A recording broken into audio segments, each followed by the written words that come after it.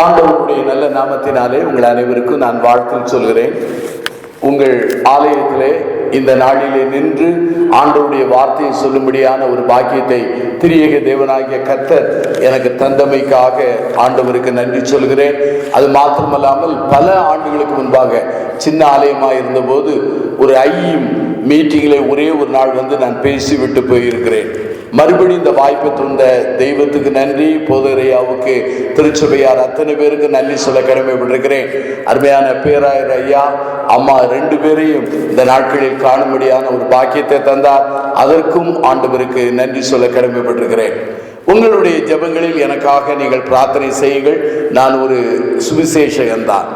ஆண்டவருடைய ஊழியத்தை கடந்த 40 ஆண்டுகளாக அங்குமிங்குமாக அலைந்து நம்முடைய தென்னிந்திய திருச்சபைகளிலே ஆண்டவருடைய வார்த்தைகளை சொல்ல ஆண்டவர் எனக்கு பலன் தந்தார். தேவ ஒத்தாசைனாலே ஒரு 15-16 ஆண்டுகளாக பேக் டு த பைபிள் என்று சொல்கிற சத்திய வசனத்தின் மூலமாய் வானொலியிலும் அங்கே தொலைக்காட்சியிலும் ஆண்டவருடைய வார்த்தைகளை சொல்ல எனக்கு ஒரு வாய்ப்பை திறந்தார். அதை நான் செய்து வருகிறேன். தமிழர் டிவியிலே திங்கட்கிழமை காலையிலும், சத்திய டிவியிலே வெள்ளிக்கிழமை அங்கே 5:30 to 6 மணி வரையிலும் இந்த நிகழ்ச்சியை நீங்கள் கேளுங்கள். இது ஒரு பேக் டு த பைபிள் ஊழியம். அது என்னுடைய ஊழியம் அல்ல, என்னுடைய ஊழியத்தோடு சேர்ந்து அந்த திருப்பணியை செய்ய எனக்கு வாய்ப்பை கொடுத்தார். ஆகவே இந்த நாட்களில் தொடர்ந்து ஆண்டவருடைய வசனத்தை இன்று நாளைக்கே அடுத்த நாள் 3 நாட்களும் கற்று அதை நாம் புரிந்து கொள்ள ஆவியானவர் உதவி செய்வாராக. இந்த கூட்டங்களுக்காக நீங்கள் ஜெபம் செய்யுங்கள். குறிப்பாக அநேகரை நீங்கள் அழைத்து வாருங்கள். ஏனென்றால் ஆண்டவர் தான் சபையிலே நமக்குள்ளே எழுப்புதலை தர முடியும். வேத வசனம் ஒரு நாள் வெறுமையாய் வராது என்று நான் நம்புகிறதுனாலே அந்த வேத வசனத்தை மகிமைப்படுத்த நான் விரும்புகிறேன். உங்களுடைய ஜெபங்களில் என்னுடைய சரீர சுகவீனங்கள், பலவீனங்கள் என்னை தாக்காதபடி எனக்காக நீங்கள் ஜெபம் செய்யுங்கள். நானும் உங்களுக்காக ஜெபம் செய்வேன். இன்றைக்கு இருப்பது போல ஆயிரக்கணக்கான மடங்கு நம்மையும் நம்முடைய திருச்சபையும் ஆசீர்வதிப்பாராக. கண்களை மூடி நாம் ஜெபம் செய்வோம். அன்பின் பிதாவே, கேட்கிறவர்கள் உம்முடைய ஜனங்கள், சொல்லுகிறவன் உம்முடைய அடியான், சொல்லப்படுகிற வார்த்தைகள் உம்முடைய வார்த்தைகள். உம்முடைய தூய ஆவியினாலே எங்களோடு பேசும். சரியான தீர்மானம் செய்ய எங்களுக்கு வலிமையும் வல்லமையும் தார். இந்த கூட்டத்திலே சொல்லப்படுகிற வார்த்தைகளை பதறி சொல்லாதபடி ஆவியானவருடைய கட்டுப்பாட்டுக்குள்ளே அடங்கி இருந்து சிலுவைக்குள் ஒளிந்து கொண்டு இயேசுவை மகிமைப்படுத்துகிற ஒரு பாக்கியத்தை தாரும். எல்லாவற்றையும் எங்கள் ஆண்டவரும் இரட்சகருமான இயேசுவின் நாமத்தில் பிரார்த்திக்கிறோம், ஜீவனுள்ள பிதாவே, ஆமென். மறுபடியும் ஆண்டவருடைய நாமத்திலே உங்களை நான் வாழ்த்தி வரவேற்கிறேன். என்னை பார்த்த உடனே நீங்கள் பயந்து விடாதீர்கள், ரொம்ப நேரம் பேசுவேன் என்று. நான் 45 நிமிடங்கள் அல்ல 50 நிமிடம், அதற்கு மேலே நான் பேசுகிற பழக்கம் கிடையாது. ஆகவே கடந்த ஒரு சில ஆண்டுகளுக்கு முன்பாக ஒரு நாள் நான் பிரார்த்தனையில் ஈடுபட்ட போது எனக்குள்ளே ஒரு உணர்வு கிடைத்தது. ஆண்டவர் பேசினார் என்று சொல்ல மாட்டேன், ஆவியானவர் எனக்குள் உணர்வு கொடுத்தார். என்ன உணர்வு என்றால், பழைய பிரசங்கங்கள் பண்ணக்கூடாது, பண்ணினால் புது பிரசங்கம் பண்ண வேண்டும். உங்களுக்கு தெரியும், எங்களை போல நற்செய்தியாளர் 3 பிரசங்கத்தை வைத்து 3 நாடுகளுக்கு போய்விடுவோம். ஆனால் இந்த வார்த்தை கிடைத்ததிலிருந்து நான் ஒரு உறுதி எடுத்தேன், ஒரு புது பிரசங்கம் ஒவ்வொரு நாளும் பண்ண வேண்டும். ஆகவே அதற்காக அதிகமாக நேரத்தை செலவழித்தேன். இந்த கூட்டங்களுக்கு ஆயத்தப்பட்ட நாளிலிருந்து நான் பிரார்த்தித்தேன். ஆனால் இன்றைக்கு காலையிலே எனக்கு ஒரு தலைப்பு ஆவியானவர் தந்தார். அந்த தலைப்பு என் வாழ்க்கையிலே, என் 40 ஆண்டு கால ஊழியத்திலே அதை நான் பண்ணியதில்லை, இனி பண்ண போகிறதும் இல்லை. ஆகவே இது உங்களுக்கென்று ஆண்டவர் திருமறையிலிருந்து கொடுத்த ஒரு செய்தி. அந்த தலைப்பு என்னவென்றால் அக்னி. அக்னி, இந்த ஒரு வார்த்தை. நான் ஒத்து வாக்கியங்களை அதிகமாக கையாளுவதில்லை, நானே தேடுவேன். ஆகவே இந்த அக்னி என்கிற வார்த்தை ஆதியாமத்திலிருந்து வெளிப்படுத்துகிற விசேஷம் வரை ஆயிரக்கணக்கிலே ஆவியானவராலே பயன்படுத்தப்படுகிற வார்த்தை. யாக்கோபு நிருபத்திலே கூட நாவை குறித்து சொல்லும்போது நெருப்பு, அக்னி என்று சொல்கிறார். பலிபீடத்தை அங்கே வைக்கப்பட்டிருக்கிற அந்த பலியை தேவன் அங்கீகரிக்கும் பொழுது வானத்திலிருந்து என்ன வந்தது? அக்கினி வந்தது. எலியா ஜீவனுள்ள தேவன் என்பதை ரூபிப்பதற்கு பிரார்த்தித்தால் உடனே என்ன வந்தது? அக்கினி வந்தது. ஆண்டவர் இஸ்ரவேல் ஜனங்களை வழிநடத்தும் பொழுது பகலிலே அங்கே என்னது? மேகஸ்தம்பம், இரவிலே என்னது? அக்னி ஸ்தம்பம். அக்னி என்கிற வார்த்தை அது மிக முக்கியமானது. நம்முடைய குடும்ப வாழ்க்கையிலே அல்லது சமுதாயத்திலே அல்லது நம்முடைய இந்திய சூழ்நிலையிலே ஒருவேளை நெருப்பு மிக முக்கியமானது இல்லையா? நெருப்பு இல்லை என்றால் ஒன்றுமே நம்மால் செய்யவே முடியாது. எவ்வளோ ஒரு சீடர்கள் சொல்லும் போது சொன்னார்கள், ஆண்டவர் எங்களோடு பேசும்போது நம்முடைய இருதயம் கொழுந்து விட்டு. அப்படியானால் ஆன்மீகத்திலே கூட என்ன வேண்டும்? அனல் வேண்டும். சிலரை பார்த்து நாம் சொல்வது உண்டு, இவர் ஆன்மீகத்திலே நெருப்பாய் இருக்கிறார். அதே மனிதரை சில காலம் கழித்து சொல்லுவோண்டு இப்போது குளிர்ந்து போய்விட்டார். ஆகவே இந்த ஒரு வார்த்தையை வைத்து இன்றைக்கு உட்கார்ந்து நான் திருமறையை தியானித்த பொழுது 5 குறிப்புகள் கிடைத்தது. எப்போதுமே என்னுடைய பிரசங்கம் 3 குறிப்புகள் தான், ஆனால் இன்றைக்கு 5 குறிப்புகள் வேகமாய் சொல்லி முடிக்கிறேன். முதலாவது எடுத்துக்கொள்ளுங்கள். யாத்ரா 3ஆம் அதிகாரம் 2வது வாக்கியத்திலே மோசே ஆடு மேய்த்துக் கொண்டிருக்கிறான். அப்போது எரிந்து கொண்டிருக்கிற ஒரு முட்செடியை கண்டான். அந்த முட்செடி அது அவிந்து கருகி போகவே இல்லை. அந்த சமயத்திலே அந்த அதிசயத்தை பார்க்க மோசே செல்லுகிறான். ஆண்டவர் அவனை அழைக்கிறார். இது பரிசுத்தமான பூமி, உன் பாதரட்சையை கலத்தி போட்டுவிடு என்று சொல்லி அவனோடு பேசுகிறார். அதை நாம் வேத பாடமாக வாசிக்க கேட்டோம். ஆனால் இந்த யாத்ரா 3ஆம் அதிகாரம் 2வது வாக்கியத்திலே நான் கற்றுக்கொண்ட ஒரு உண்மை, பேர்னிங் புஷ், அதாவது எரிந்து கொண்டிருக்கிற ஒரு முட்செடி. அந்த சம்பவம், அதாவது யாத்ரா 3லிருந்து 3ஆம் அதிகாரம் 1லிருந்து 10 வரை நீங்கள் வாசித்தால் அதிலே தேவ பிரசன்னம் வெளிப்படுகிறது. 1. 2வது என்ன தெரியுமா? தேவன் அவனை அழைக்கிறார். தேவன் அவனை என்ன செய்கிறார்? அழைக்கிறார். அவனை கொண்டு இஸ்ரவேலை மீட்க வேண்டும் என்பதற்காக அழைக்கிறார். அந்த 1வது வாக்கியத்திலிருந்து 10ஆம் வாக்கியம் வரை வாசிப்பீர்களானால் ஆண்டவர் அநேக காரியங்களை வெளிப்படுத்துகிறார். நான் இந்த ஜனங்களின் பெருமூச்சை கேட்டேன், அவர்கள் படுகிற பாடை கண்டேன், அவர்களை விடுவிக்க போகிறேன், அவர்களை பாலும் தேனும் ஓடுகிற தேசத்தை கொண்டு போகிறேன், ஆகவே உன்னை நான் அனுப்புகிறேன் என்றார். ஆகவே தேவ பிரசன்னம், தேவனுடைய அழைப்பு, தேவனுடைய வெளிப்படுத்தல் கிடைக்கிறது. இன்னொன்றை சொல்ல வேண்டும் என்றால், அந்த எரிந்து கொண்டிருக்கிற முட்செடி சிம்பல், அதாவது தேவ ஜனத்துக்குரிய ஒரு அடையாளம். அந்த முட்செடி எரிந்தது, ஆனால் கரியோ அவிந்தோ. இதுதான் ஆண்டவருடைய ஜனத்தின் சுவாபம். ஆண்டவருடைய ஜனங்களுக்கு எரிவார்கள் பிரச்சனையிலே, ஒரு நாளும் அழிந்து போவதே இல்லை, அழிந்து போவதே இல்லை. அது ஒரு சிம்பல். பாருங்கள், அந்த முட்செடி எரிந்தது, அது அந்த முட்செடி எரிந்து கொண்டிருக்கிறது, அது அவிந்தோ கரியோ அழிந்து போகவில்லை. இஸ்ரவேல் ஜனங்களாகிய அந்த தேவ ஜனங்கள் அங்கே எகிப்திலே இருந்தார்கள். 430 ஆண்டுகள் இருந்தார்கள். அவர்கள் பட்ட பாடு ஏராளம், அவர்களுடைய ஒடுக்குதல் ஏராளம், அவருடைய பெருமூச்சு ஏராளம். அவர்களுக்கு கூலி கிடையாது, உரிமை கிடையாது, சுதந்திரம் கிடையாது. ஆனால் அந்த ஜனங்கள் அழிந்தார்களா? அழியவே இல்லை, அழியவே இல்லை. ஒருவேளை யூதர்களை ஹிட்லர் அழிக்க திட்டமிட்டார், அழிந்ததா? யூத மக்கள் அழியவில்லை. ஒருவேளை சபைக்கு இன்னைக்கு ஆவிக்குரிய இஸ்ரவேலராகி இருக்கிற திருச்சபையாகிய நீங்களும் நானும் ஒருவேளை நம்முடைய வாழ்க்கையில ஏராள தனிப்பட்ட உபத்திரங்கள், சமுதாய உபத்திரங்கள், ஆன்மீக வாழ்க்கையில உபத்திரங்கள், அரசியல் ரீதியாக உபத்திரங்கள் எத்தனை வந்தாலும் சபை அழியுமா? அழியாது. இது ஒரு சிம்பல், பெரிய காரணம். எங்களுடைய திருநெல்வேலி பேராயத்தில் ஒரு முன்னாள் ஒரு பேராயர் இருந்தார். அவர் பேராயர் டேனியல் ஆபிரகாம். ஒரு ஒரு ஒரு நல்ல ஒரு இறையில் சிந்தனை நிறைந்த ஒரு பேராயர். அவர் அடிக்கடி சொல்வார், சபைக்கு இரண்டு கோணங்களிலே உபத்திரம் வருகிறது. ஒன்று வெளியே இருந்து வருகிற உபத்திரம், அதை நாம் எல்லாரும் ஒற்றுமையா இருந்து ஜெயித்து விடுகிறோம். ஆனால் உள்ளே இருந்து வருகிற உபத்திரத்தை நம்மால், ஆனால் இந்த ரெண்டு உபத்திரம் வந்தாலும் சபை அழியவே அழியாது. சபையும் அழியாது.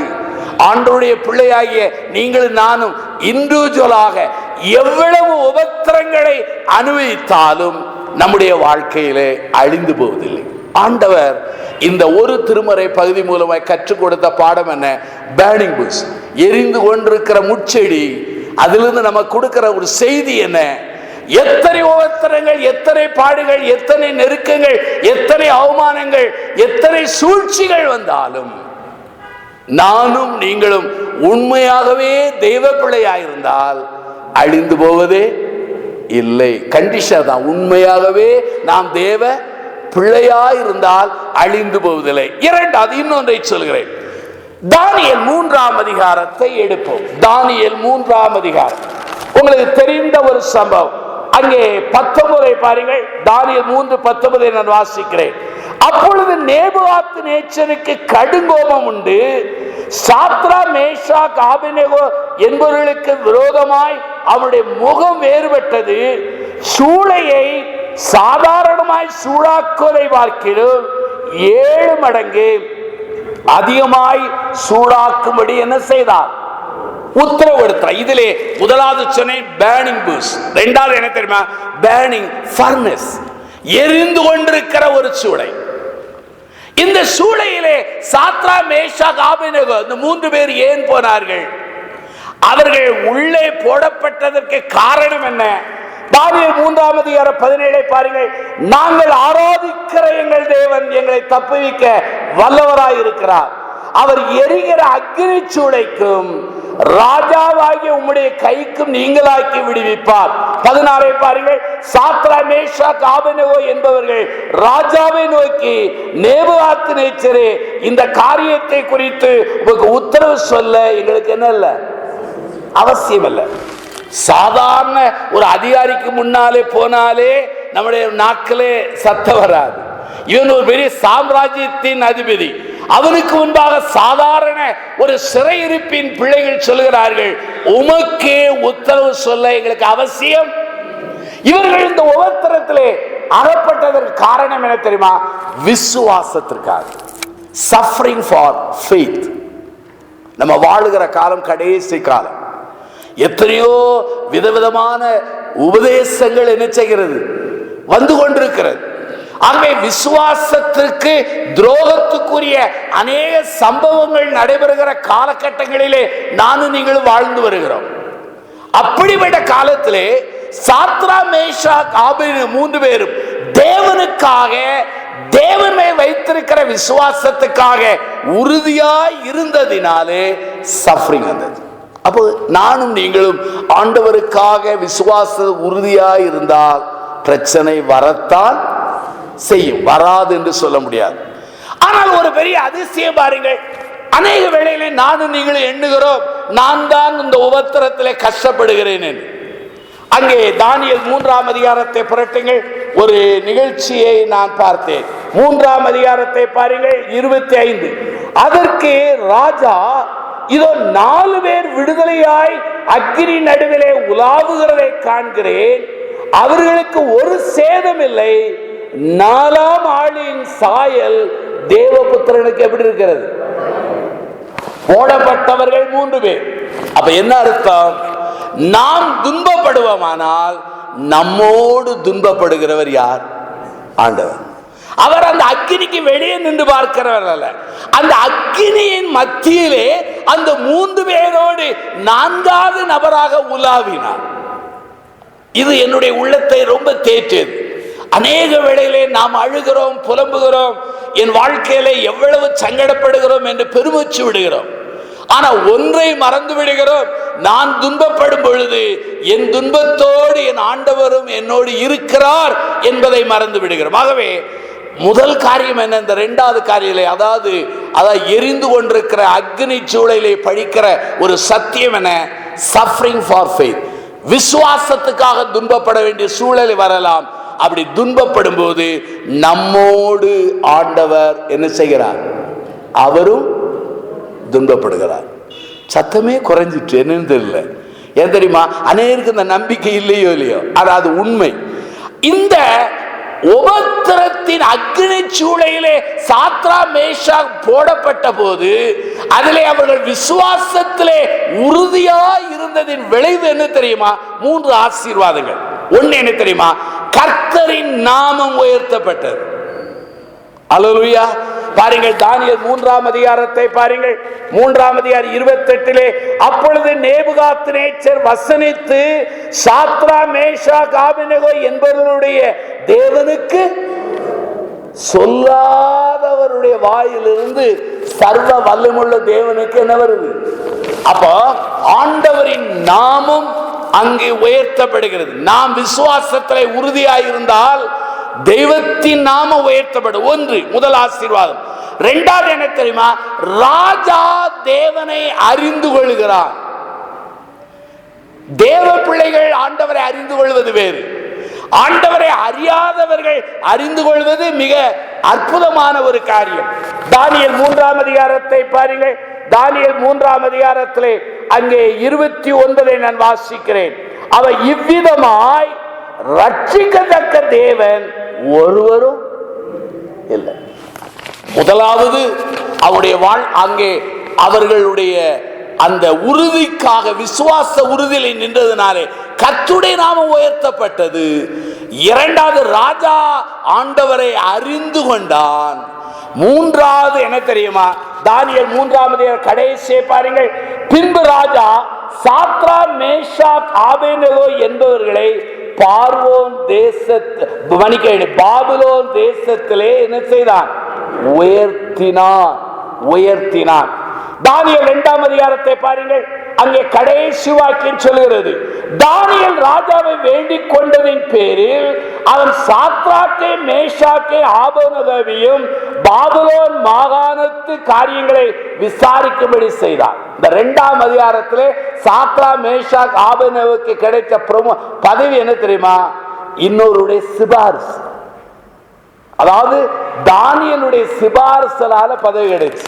ஆனா 3ஆம் அதிகாரத்துல விசுவாசத்திலே உறுதியா இருந்ததுனாலே 3ஆம் அதிகாரம் 30 பாருங்கள். பின்பு ராஜா சாத்ரா மேஷாக் ஆபேத்நேகோ என்பவர்களை பாபிலோன் தேசத்துல என்ன செய்தார்? இதுலங்க தானியேலின் சிபாரிசு அல்ல, கர்த்தரே என்ன செய்தார்? உயர்த்தினார். அப்ப 2 உயர்வு இருக்கு. சிபாரிசிலும் உயரலாம், தெய்வமும் என்ன செய்யலாம்?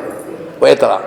சிபாரிசில உயரும் பொழுது அதே ஆட்கிழமை கீழையும் என்ன செய்யலாம்? தள்ள வாய்ப்பு உண்டு. ஆண்டவர் உயர்த்தினால் அதிலே நமக்கு பாதுகாப்பு உண்டு. ஆகவே 2 காரியங்களை சொன்னேன். ஒன்று என்ன? அங்கே எரிந்து கொண்டிருக்கிற அந்த முட்செடி. 2வது சொன்னேன், எரிந்து கொண்டிருக்கிற அக்னி ஜுவாலை. எத்தனை மடங்கு? 7 மடங்கு. இதிலிருந்து நாம் கற்றுக்கொள்ளுகிற திருமறை செய்தி என்ன? ஆண்டவருக்காக விசுவாசத்தில் உறுதியாய் நிற்க வேண்டும். அநேகர் இன்னைக்கு என்ன பேசுறார்கள்? நம்முடைய தென்னிந்திய திருச்சபையிலே தேவ ஆவியினுடைய வல்லமை இல்லை. அப்படி அல்ல. நான் 40 ஆண்டுகள் இதே தென்னிந்திய திருச்சபையில் தான் ஆண்டவரை ஆராதிக்கிறேன். ஆண்டவர் ஆவியின் வல்லமையை தந்திருக்கிறார், ஆவியின் வரங்களை தந்திருக்கிறார். ஆனா நம்முடைய சபையில் உள்ள ஒரு சின்ன மைனஸ் என்ன தெரியுமா? மற்ற சபையிலே சின்ன ஒரு அற்புதத்தை பெரிய அளவில் சோறுட்டியா போடுவாங்க.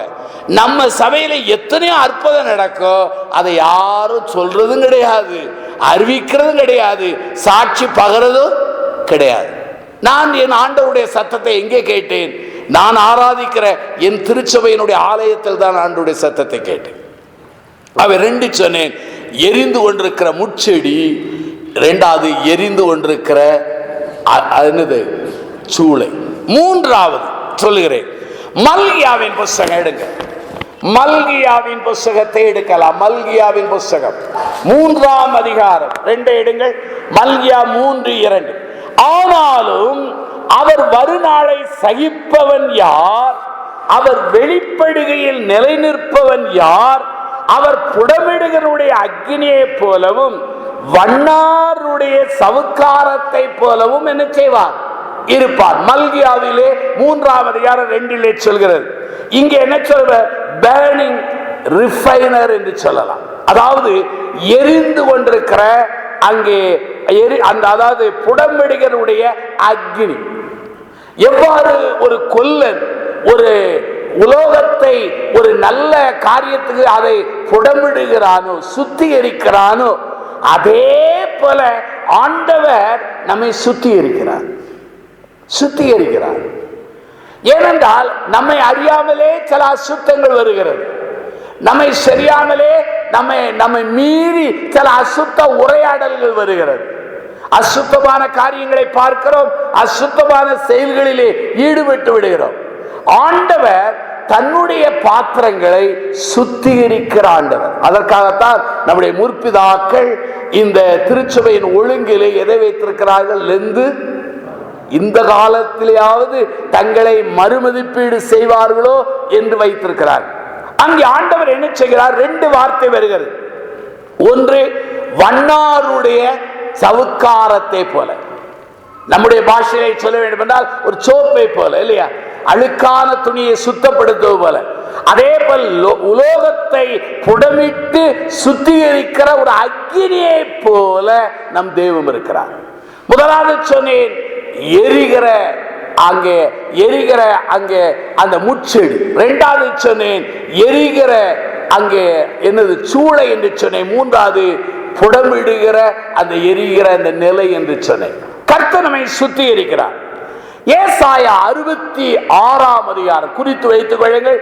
17வது வாக்கியம் சொல்லுகிறது. என்ன சொல்லுகிறது தெரியுமா? தங்களை தாங்களே சுத்திகரித்துக் கொள்ளுகிறவர்கள்.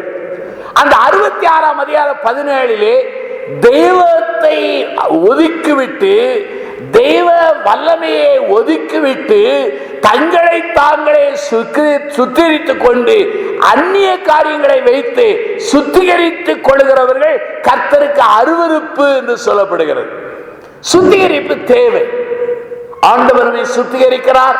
நம்மையும் தற்பரிசோதனை செய்து சுத்திகரிப்புக்கு நேராக நாம் நடக்க வேண்டும். அதை திருமுறை போதிக்கிறது. ஆண்டவருடைய கிருபையினாலே நம் ஆண்டவர் சுத்திகரிக்கும் அக்னியாய் இருக்கிறார். ஆண்டவர் எவ்வாறு நம்மை சுத்திகரிக்கிறார்? வார்த்தையின் மூலமாய், வசனத்தின் மூலமாய். 2வது என்ன? அவருடைய திரு இரத்தத்தின் மூலமாய். 3வது என்ன? அவருடைய தூய ஆவியின் மூலமாய் நம்மை சுத்திகரிக்கிறார். இன்றைக்கு அவருடைய வசனம் மாத்திரம் நம்ம கையில இல்லைன்னா நம்மால் சுத்திகரிப்புக்கு போகவே முடியாது. வசனம் இருந்தே ஆயிரக்கணக்கான சபைகள் வந்து விட்டது.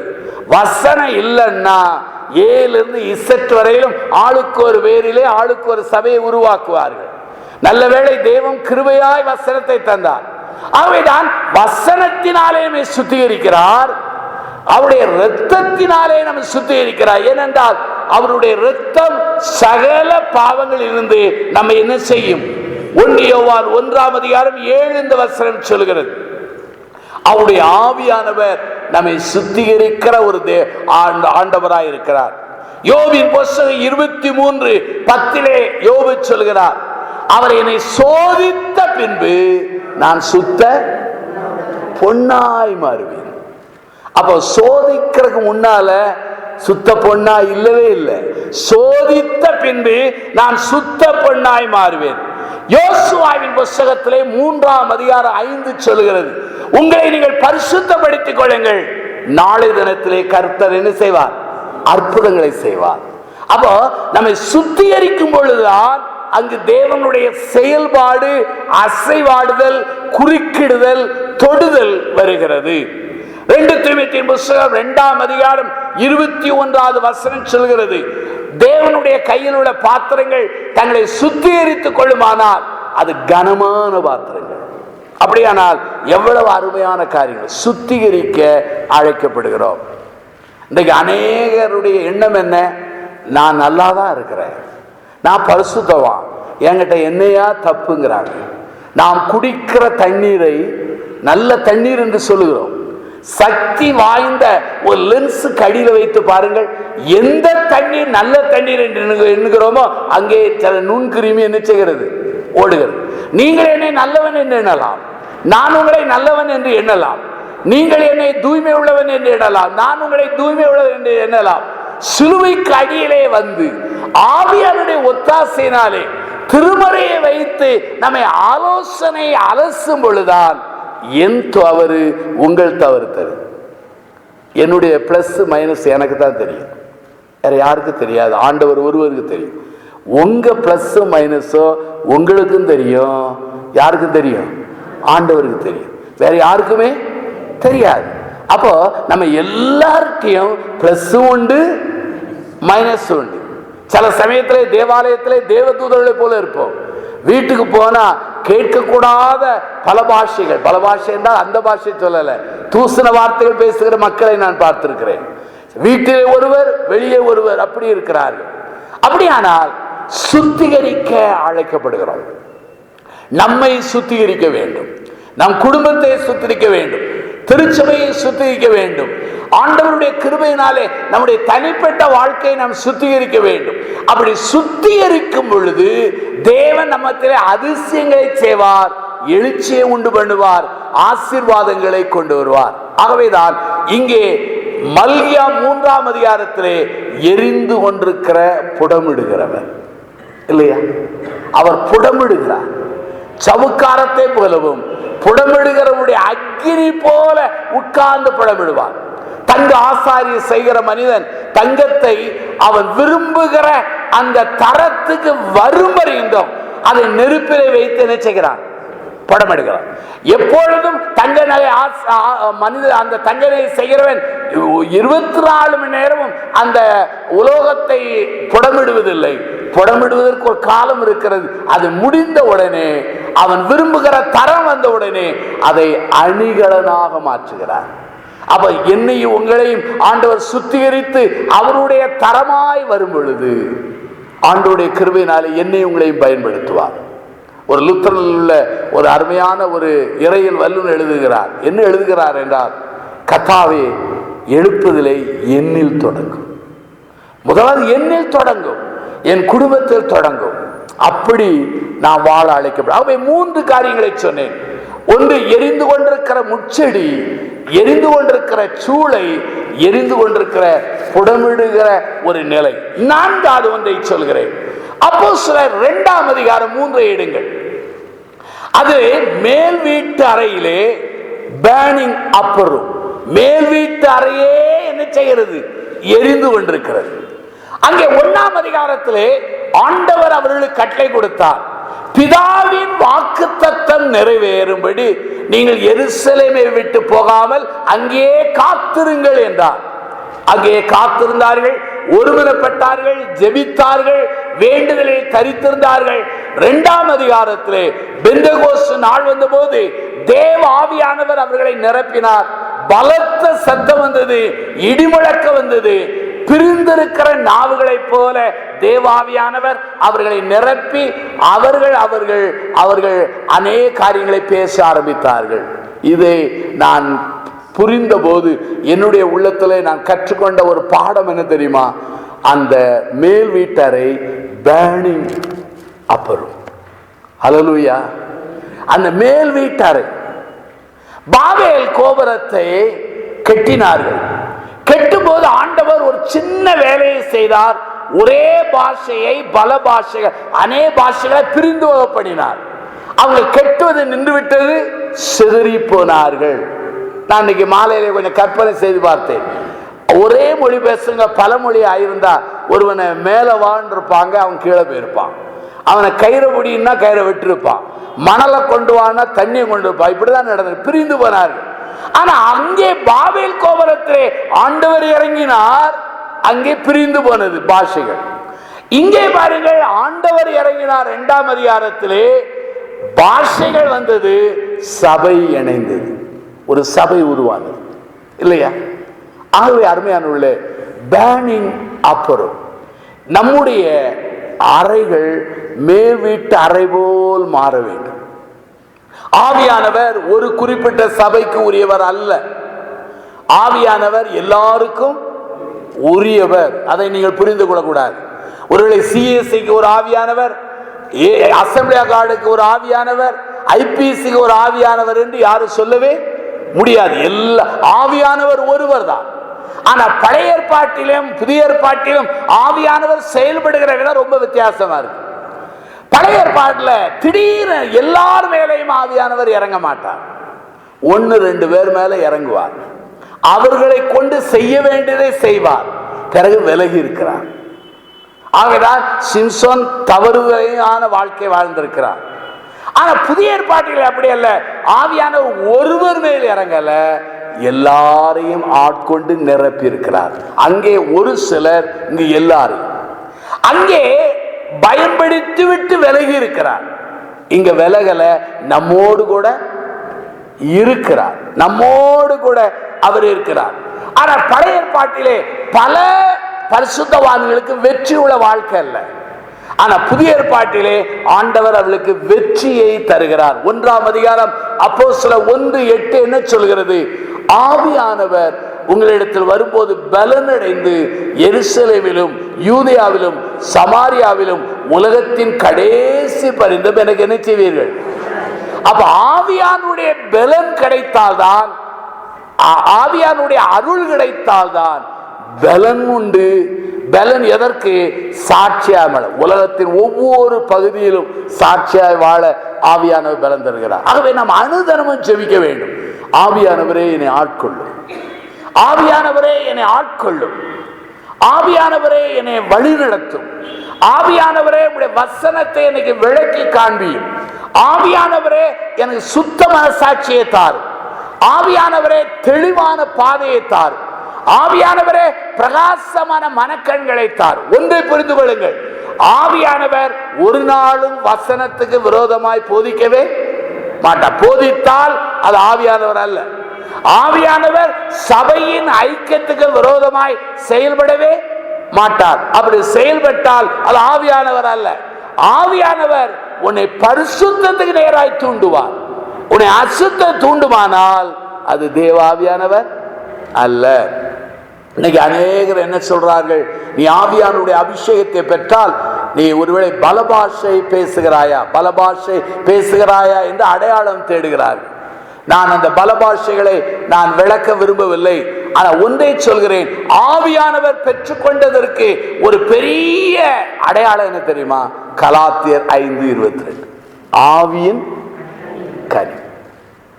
ஆவியின் கனி. பவுலே இருக்கிற எல்லாரும் அந்நிய பாஷை பேசுகிறார்களோ? இல்லையே. எல்லாரும் தீர்க்கதரிசனம் சொல்கிறார்களோ? இல்லையே. அந்நிய பாஷைகள் ஆனாலும் என்ன செய்யும்? குறைபடும்.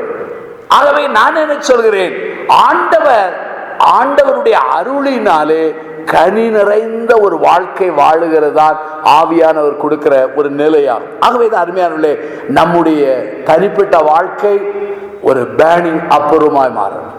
நம்ம குடும்பம் என்ன செய்யணும்? பேர்னிங் அப்பருமா மாறும். நம்ம சபை என்ன ஆகணும்? அமைதியாயிட்டு அப்பருமா ஆகணும்.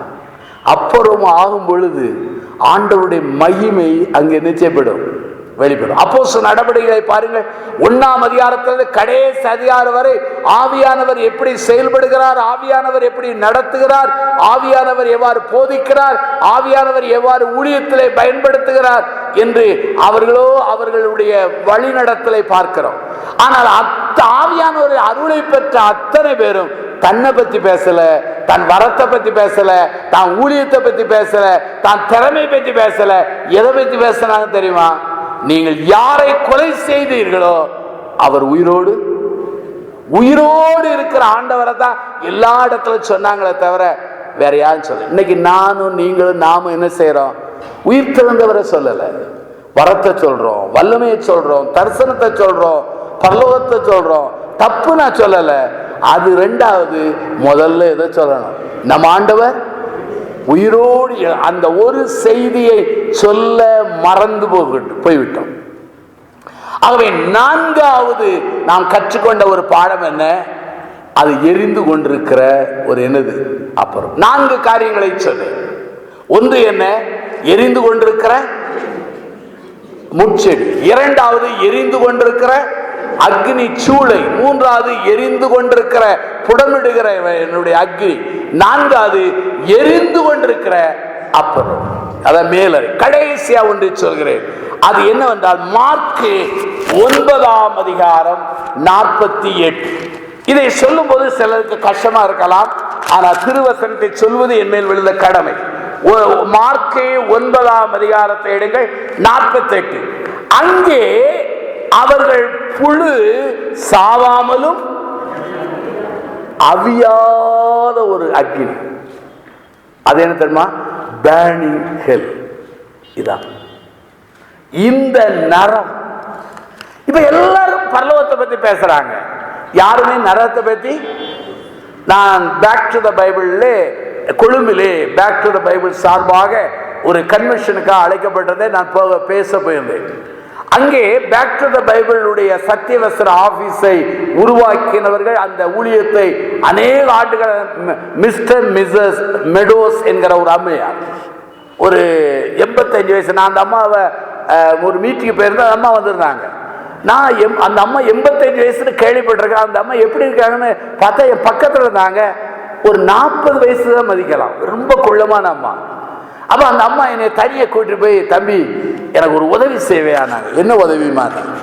எல்லாரும் நரகத்தை பத்தி பரலோகத்தை பத்தி பேசுறாங்க, எனக்கு நரகத்தை பத்தி ஒரு 5-6 பிரசங்க ஆயத்தம் பண்ணி தர முடியுமான்னாங்க.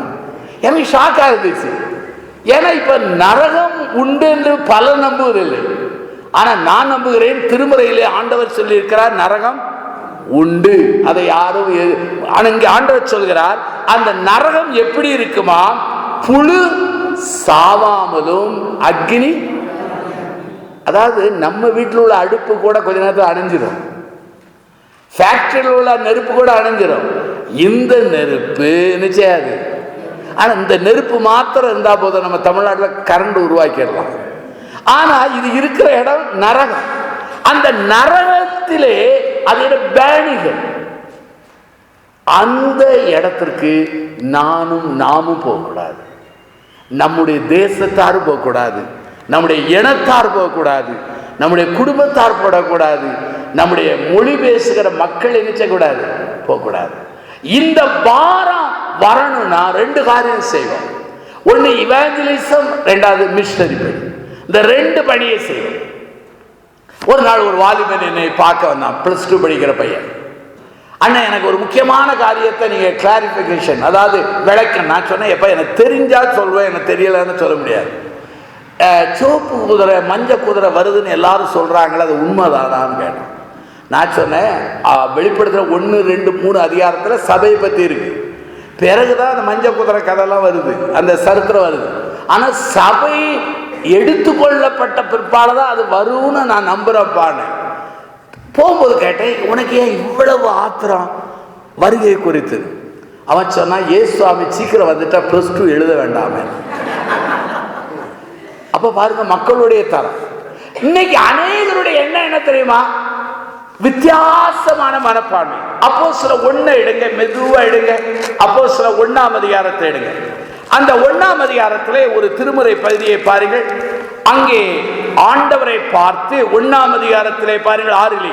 அப்பொழுது கூடி வந்தவர்கள் இயேசுவை நோக்கி, ஆண்டவரை இக்காலத்திலா ராஜ்யத்தை இஸ்ரவேலுக்கு திரும்ப கொடுப்பீர்? நம்முடைய ஆண்டவரே இந்த சீடர்கள் ப்ராஃபட்டிக் கான்ஃபரன்ஸுக்கு இழுத்துட்டு வராங்க. ஆனா ஆண்டவர் சொல்றாரு, அது பிதாவானவர் தம்முடைய ஆதீனத்தில் வைத்திருக்கிற காலங்களையும் வேளைகளையும் அறிந்து கொள்கிறது. உங்களுக்கு அடுத்தது உங்க வேலை எப்ப இது நடக்குன்னு கண்டுபிடிக்கிற வேலை இல்லை. உங்க வேலை என்ன? ஆவியானுடைய பலனை அடைந்து நீங்கள் எருசலேமிலும் யூதேயாவிலும் சமாரியாவிலும் பூமியின் கடைசி பிறந்து என்ன செய்வீர்கள்? இன்னைக்கு அநேகருடைய மனசு என்ன தெரியுமா? ப்ராஃபட்டிக்கு போய் கொண்டிருக்கிறது. தீர்க்கதரிசனம் அடுத்தது நாட்டில் என்ன நடக்கும், அரசியல் என்ன நடக்கும், இதான் போகிறாரு. அது நம்முடைய வேலை அல்ல. நம்ம வேலை என்ன? 2 வேலை. முதல் வேலை சுவிசேஷத்தை ஊழியத்தை செய்யணும். 2வது சபை வழியாக மிஷனரிகளை நாம் என்ன செய்யணும்?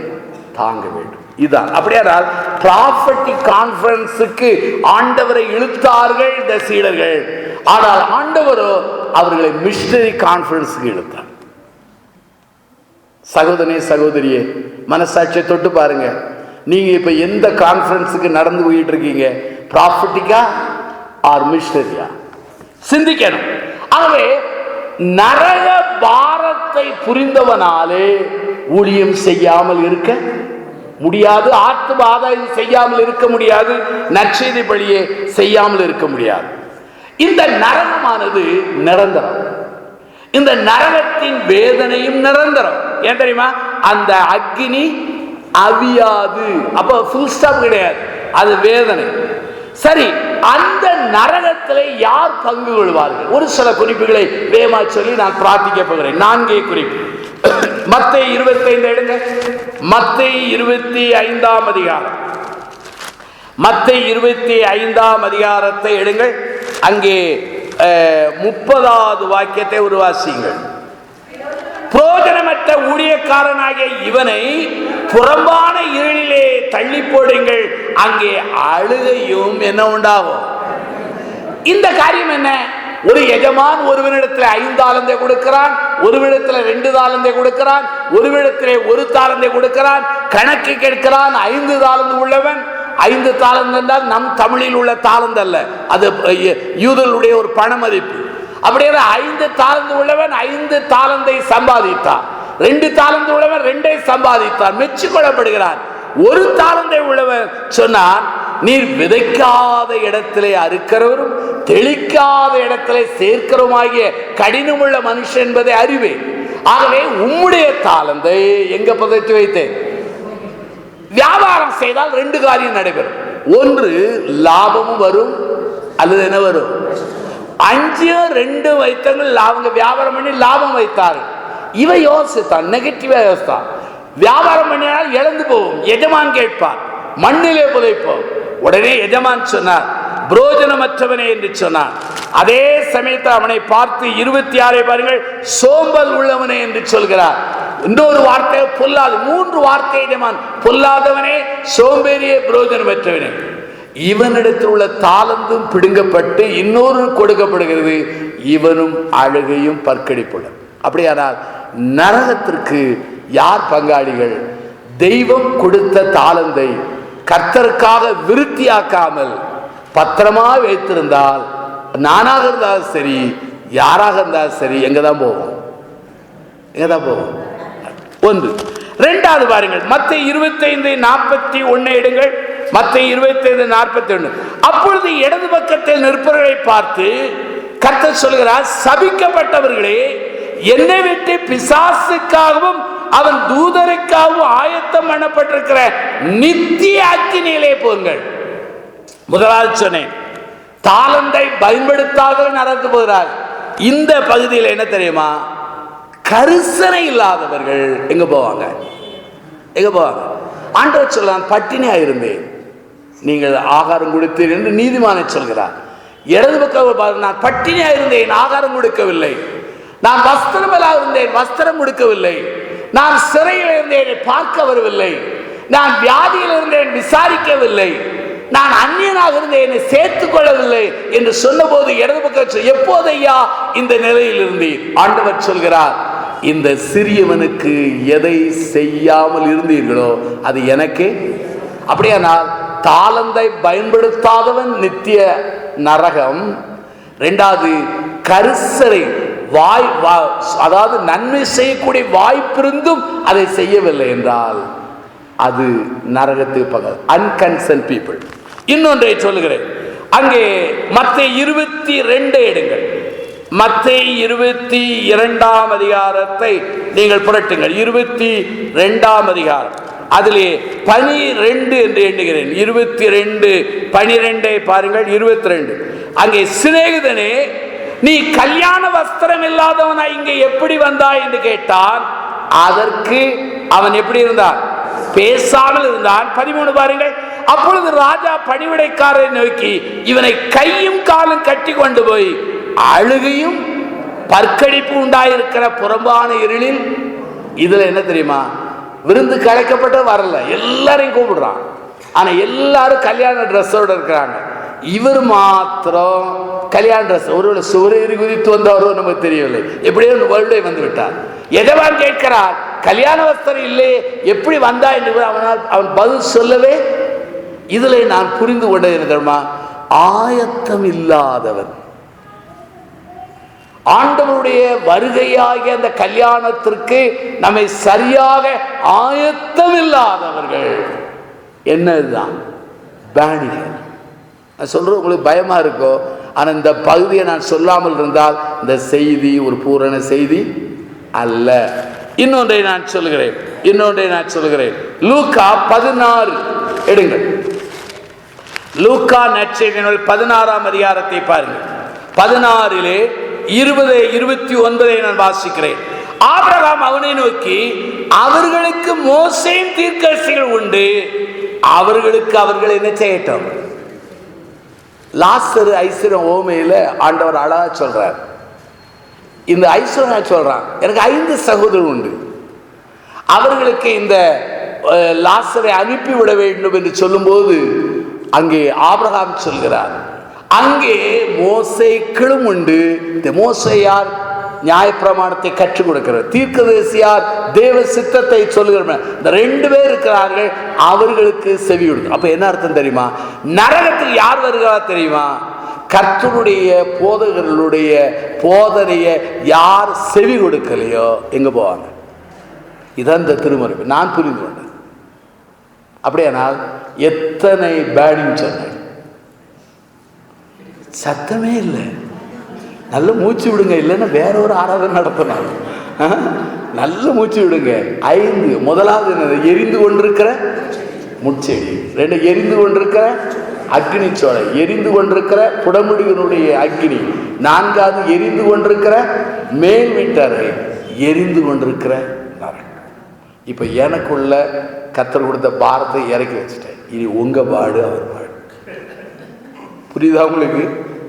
என் வேலை சொல்றது, அவங்கள மாற்ற என்னால் முடியாது, ஏன்னா என்னையே என்னால் மாற்ற முடியாது. நான் இப்படி உங்களை மாற்ற முடியும், கர்த்தர் தான் நம்ம என்ன செய்ய முடியும். ஆனால் எனக்குள்ள இந்த உணர்வை தந்ததுனால எனக்கு ஒரு பெரிய நிச்சயம் என்ன தெரியுமா, நிச்சயமா இந்த பிரசங்கம் வெறுமையா திரும்ப யாரையாவது ஒரு சிலரை அசைச்சி கொண்டு வரும். எழுந்திருப்போமா, பிரார்த்தனை செய்வோம். எல்லாரும் எழுந்திருப்போம்.